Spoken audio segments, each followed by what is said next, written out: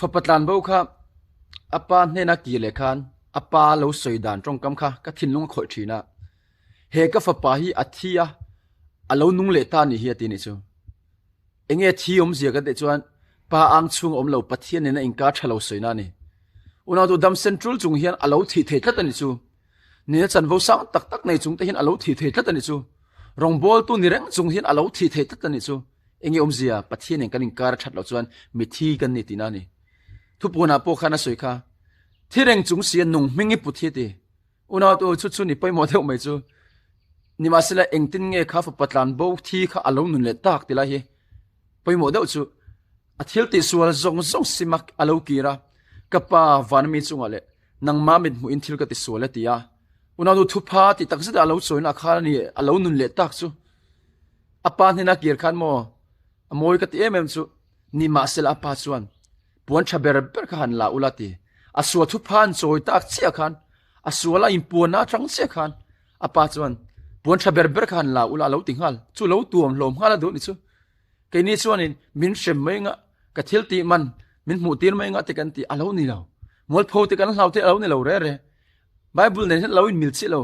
I thil lung zong zong in lal paring la nang ma shit na nga chu ti chu shit nak akal lo in ha thin ang hi lo ni lo achan chu sam za pathum na chang so ma chuan kan sual teng kan chunga tilawa kan kholo na teng min thung ru hlek lo ti apa ne lo kir khan thu pha lo choi khan khoi angai lo kal kasum le pa tam ta ta kha engtin ngai mana ti mi lo thiam lo chan tir turin pathian in afa kho vela ti lo thani unaw to sutia ang nun chaw thin beidong thin kan ni wang chuan min ti nu na cha ka wangin apa chuan lo tuam hloma duwa pon tha ber khan la ula zungbun te khabun tir ula pheikhok te khabun tir ula sibong te khan tal sakru ti ni chu